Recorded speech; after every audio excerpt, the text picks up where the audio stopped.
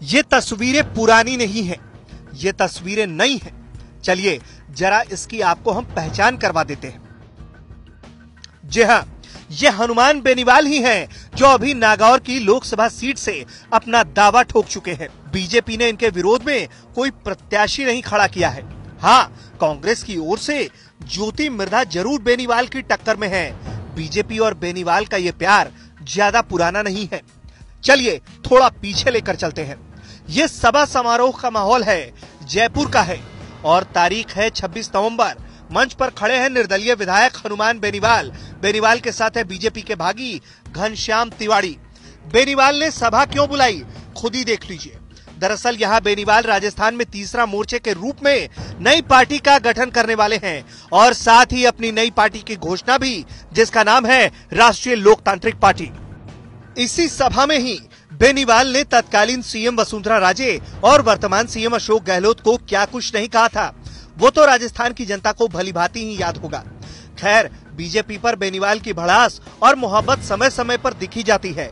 दरअसल बेनीवाल कभी बीजेपी का ही हिस्सा हुआ करते थे, लेकिन 2011 में बीजेपी ने बेनीवाल को बाहर का रास्ता दिखा दिया।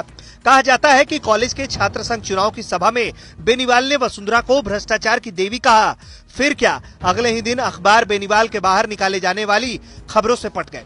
इसके बाद बेनीवाल ने निर्दलीय ही दांव खेला और विधायक बनकर विधानसभा तक पहुंच गए। विधानसभा चुनाव से बीजेपी पर दोहरी चोट करने वाले बेनीवाल लोकसभा चुनाव से पहले बीजेपी को दोहरी खुशी भले ही ना दे पाए हों। बीजेपी ने राजस्थान में 25 में से 24 उम्मीदवार ही उतारे हैं। एकमात्र सीट नागौर में हनुमान बेनीवाल से समझौता कर हनुमान बेनीवाल को समर्थन देकर अपना उम्मीदवार बनाया है।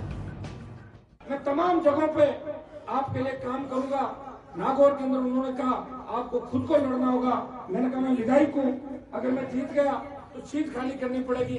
बोले आप उनकी चिंता छोड़ो, आप चुनाव लड़ोगे तो नौजवानों के अंदर हरियाणा, यूपी, दिल्ली तक एक लहर चलेगी।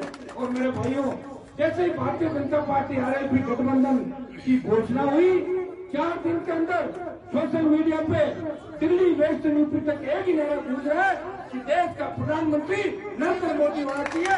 किसान के बेटे नरेंद्र मोदी को प्रधानमंत्री बनाने के लिए रात और दिन सोशल मीडिया और सड़कों पे छुट गए। मैं आपको इतना ही भरोसा दिलाता हूँ कि नागौर की सीट तो आप जिताओगे मुझे, क्योंकि आरएलपी और बीजेपी मिलने के बाद या तो फिर वोटों में अंदाज नहीं रहता। और जिस तरह के चेहरे यहाँ दिखाई दे रहे हैं, 36 कौम यहाँ दिखाई दे रही है, उससे स्पष्ट है कि 36 कौम मिलकर बहुत भारी बहुमत से मुझे लोकसभा के अंदर भेजेगी। मैं आपको इतना ही भरोसा दिलाता हूँ कि आपकी तमाम जो आसपास की नागौर के आसपास की सीटें वो भारतीय जनता पार्टी की झोली के अंदर जाएगी। लोकतांत्रिक पार्टी के संयोजक हनुमान बेनीवाल के रोड शो के दौरान जिले भर के बीजेपी नेता भी उनके साथ दिखाई दिए। लेकिन आगामी दिनों में इनका तालमेल बेनीवाल के साथ कैसा रहता है, ये देखने वाली बात होगी, क्योंकि हनुमान बेनीवाल को कट्टर जाट नेता के रूप में जाना जाता है।